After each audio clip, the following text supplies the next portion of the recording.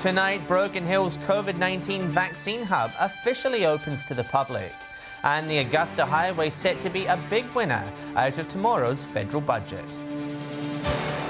From our 7 Spencer Golf Studios, your nightly news with John Hunt begins now.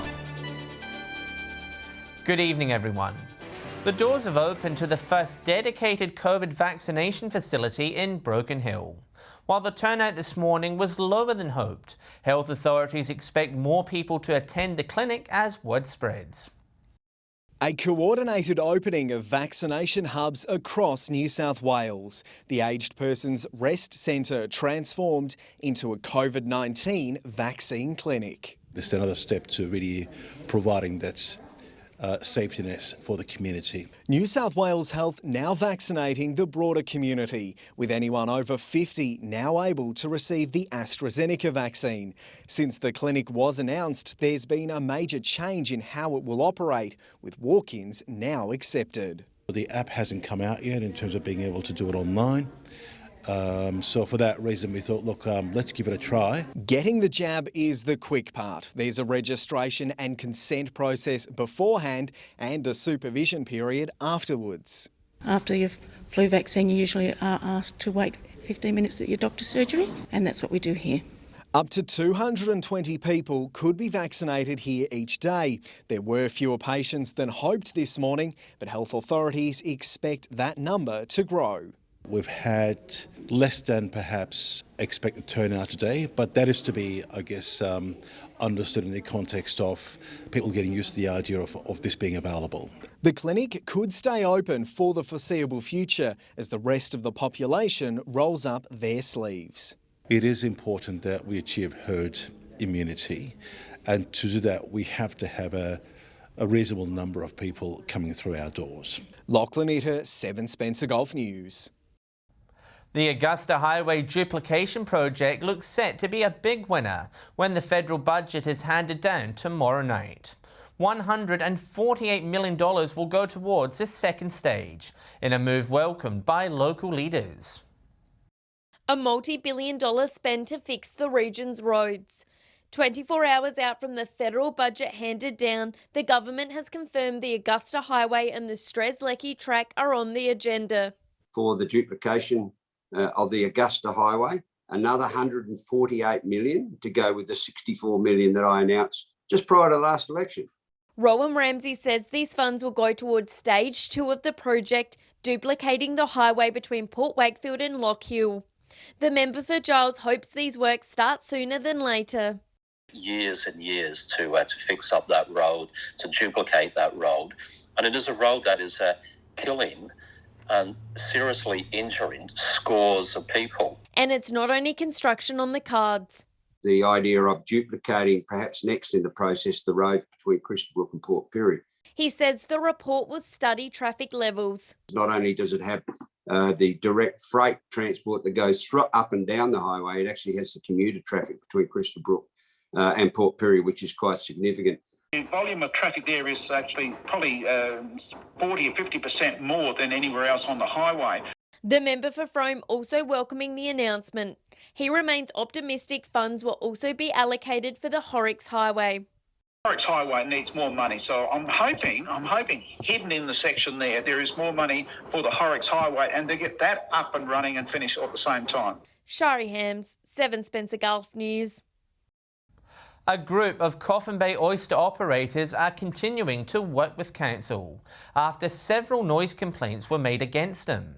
3 businesses were slapped with restrictions on operating machinery in response. In the quiet town of Coffin Bay, a not-so-quiet feud is simmering. I believe the situation is being solved. The expiation notices is part of our compliance program.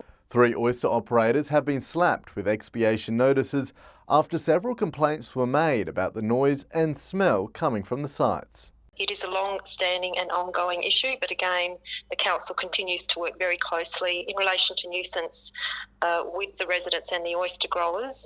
As a response, restrictions were placed on the company's operating hours, impacting vehicle movements and the oyster basket cleaning machines. While the seaside town is known for its pristine oysters, local residents claim the northern site was not only creating noise pollution, but also an unpleasant smell in the area. In relation to the smell issue with the EPA, or the Environmental Protection Association.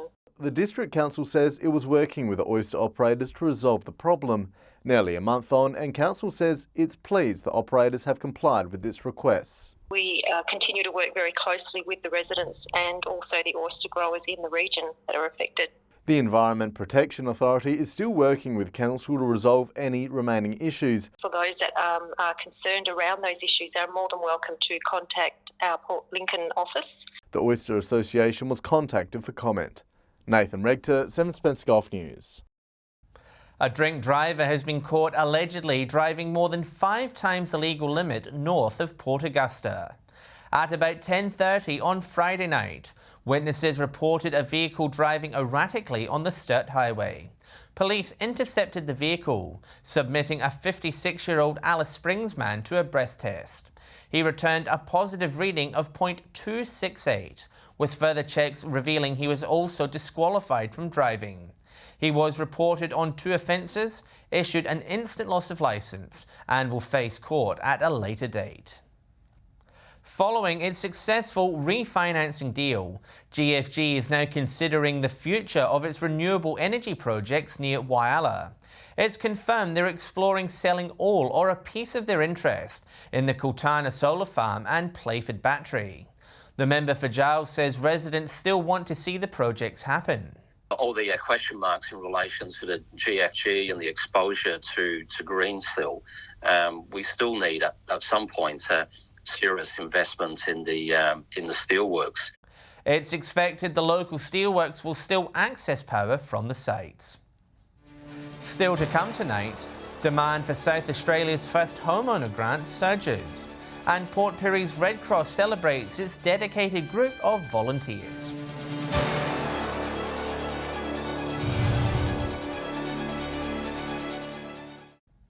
Welcome back. South Australia's first homeowner grant is being hailed as a major success, injecting tens of millions of dollars into the economy. Port Lincoln realtors say they've been run off their feet as more South Australians break into the property market. A boom for the economy and for young home buyers. 40% of the homes sold now are to first home buyers. New data from South Australia's government found more than 3,000 people have taken up the state's first homeowner grant since it was introduced. Experts claim the grant's fueling a housing boom across the state. So there's 3 schemes out there, 3 incentives for first home buyers to enter the market where they weren't before. Realtors say the impact is being felt far and wide as more young South Australians enter the property market, making it the best start to a year in almost a decade. In Port Lincoln alone, experts say they've seen nearly a 50% increase in property sales over the past year. Which is absolutely phenomenal, and with the money so cheap, with these incentives going through and being offered in the next budget as well, that's about to be released, it just seems like this will continue to go probably for the rest of this calendar year, if not further. But where are people wanting to buy?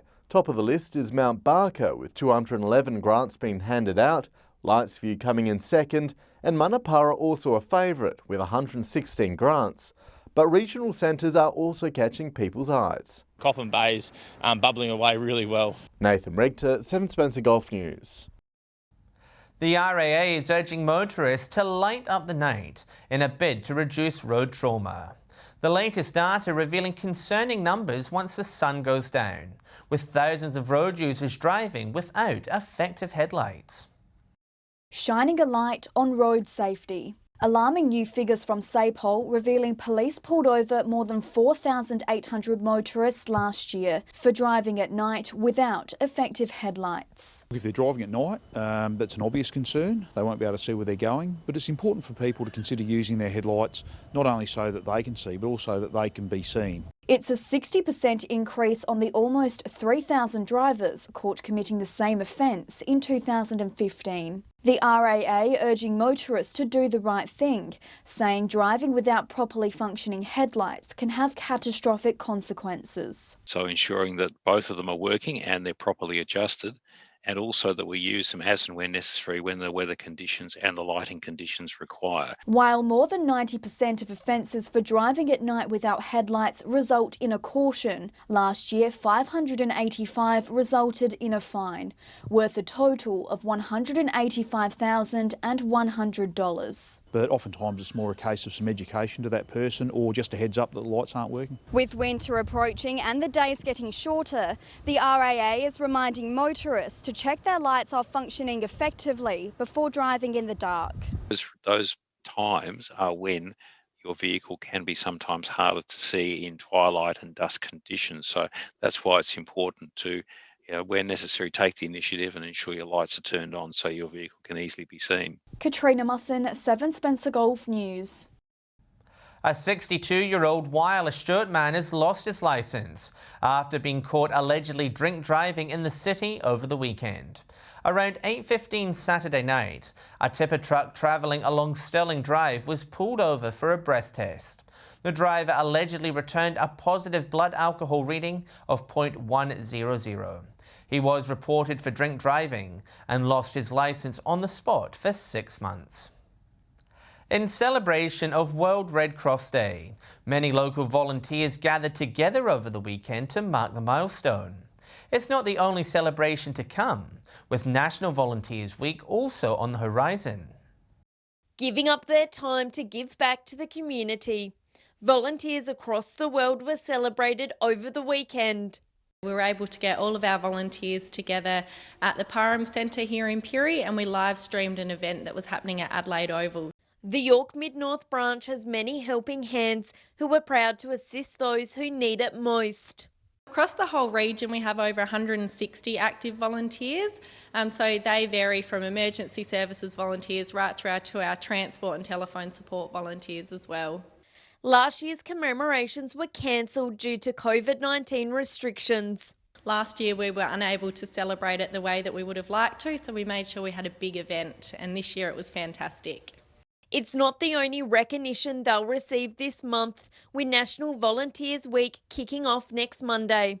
We're having an event here in Port Pirie on Friday night, and we're getting all of our volunteers together at the Arts Centre, and they'll be able to have a meal together and celebrate the achievements and just spend some time together outside of the office. Local residents encouraged to consider taking up volunteering. It's a really good way to meet new people, build your social connections and to give back to community. Shari Hams, 7 Spencer Golf News. Stay with us. Hawke is set to host a prestigious car rally event, and we'll go around the grounds and check the weekend's local footy action.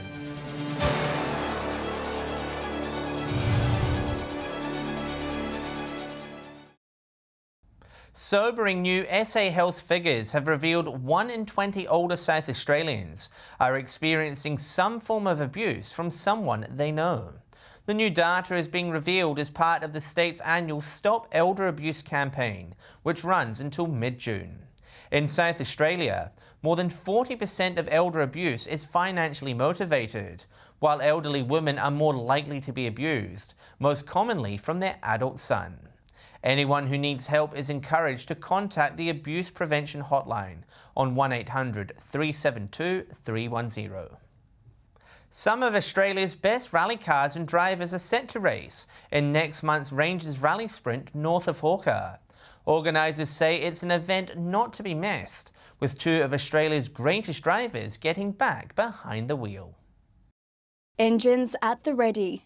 Preparations for next month's Rangers Rally Sprint are well underway, with some big names in motorsport set to be in the driver's seat. We have got an amazing response from drivers all over Australia.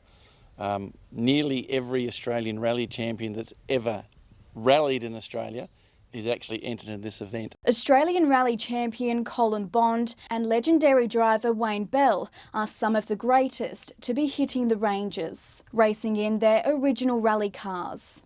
It's just having control over the car and being the fastest, because everyone's trying to beat you, of course. Well, this time it won't be competitive compared to the current crop of drivers, but, we used to always be. Have to realise that, okay, you're doing this and you're doing it for fun, right? You're not going to be competitive anymore because you're too old. Organisers say it's expected to draw a lot of visitors to the region, helping to boost the local economy. There's a lot of people who will be in town for that, so the economic benefit to all the local businesses is huge. Just the teams alone, there's nearly 400 people. That's just with the crew. The event will take place along Morillana Scenic Drive next month, with motorsport enthusiasts encouraged to check it out. Just to have the calibres of drivers and the size of the event in this little town, going to be great. Tickets can be purchased online. Katrina Musson, 7 Spencer Golf News. Hundreds turned out to the Broken Hill Racecourse on Saturday, but the action wasn't on the track. The Air Force Roulette's putting on a spectacular show in the skies above the iconic sand oval, performing loops, barrel rolls and bomb bursts. 6 highly skilled pilots flying their PC-21 aircraft within meters of each other, pulling 6G in some maneuvers.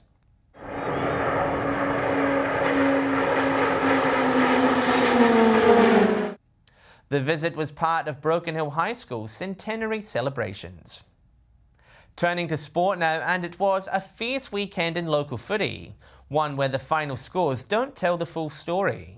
The competition particularly close in Broken Hill, with the underdogs holding their own. Here's Lachlan Etta with Footy Wrap. Round 5 of local footy in Broken Hill has shown just how closely matched the teams are this season. A storm was brewing at Jubilee Oval, West shaping up as real premiership contenders going against North, a grand final side from last season. Tensions quickly boiling over.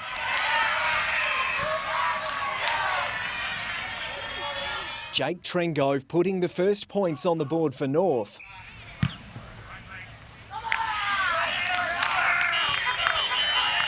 While a spectacular mark by Ethan Slater helped the Robins get going. The Westies kicking 3 goals by quarter time to be 3 points ahead. North managed to keep scores close for the first half, but West opened up a lead in the third quarter, securing the win by 29 points. Across town at a wet and muddy Memorial Oval, Central again showing promising signs, limiting the reigning premiers South to 4 goals by half-time. The Roos keeping their place at the top of the ladder. Let's look around the grounds now, starting with the Spencer Golf League. Solomon Town continued their undefeated streak, Corey Davey booting 6 goals, more than Port scored in their entire game. Prop Risdon also had a comfortable win over West Augusta. While in the local derby, South and Central Augusta played out a thriller, the Bulldogs leading the way until the final quarter, where the Bloods overpowered the home side. A tight round in Port Lincoln, with Mallee Park and Marble Range claiming narrow victories, while Tasman were too strong for Boston. In the northeast, RSMU thumped BBH. North Clare held off the fast-finishing Southern Saints, winning by just 3 points. An 11-3 second half helped Minman overcome South Clare, and BSR made light work of Blythe Snowtown. Finally, to Whyalla footy. North Whyalla and West Whyalla had dominant wins at their home grounds, the Magpies by a whopping 152 points. Central Whyalla and Waroona Bay was a closer match, the Tigers recording an upset 3-point win. We'll have more local footy this time next week, and I'll be back tomorrow night with the rest of the weekend sport. Stay with us after the break. Alex Sykes will join us with the latest local weather forecast. That's next on 7 Spencer Golf News.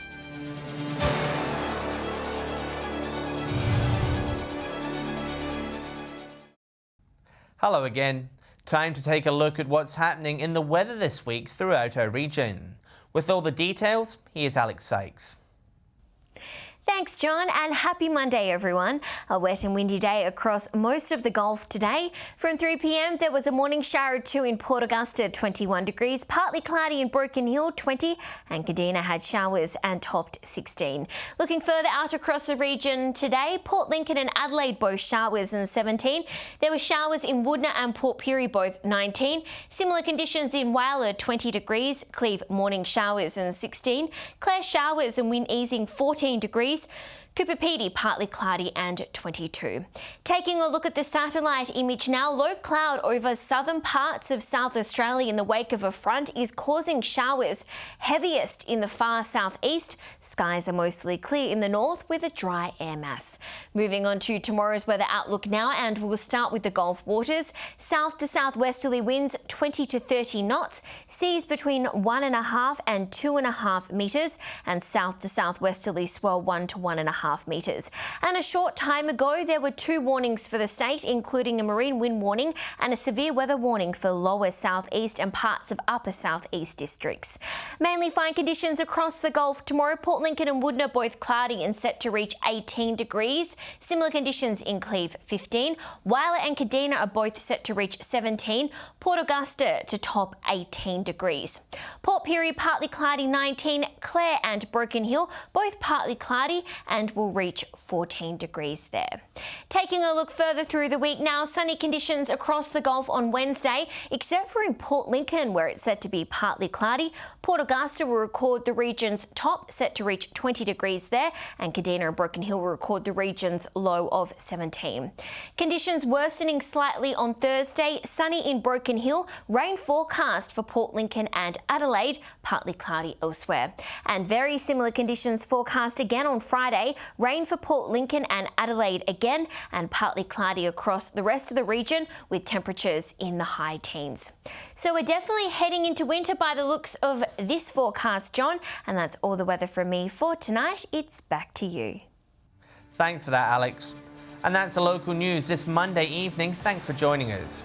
I'll have updates later, and we will be back tomorrow night at 7 p.m. Until then, enjoy your evening. Good night.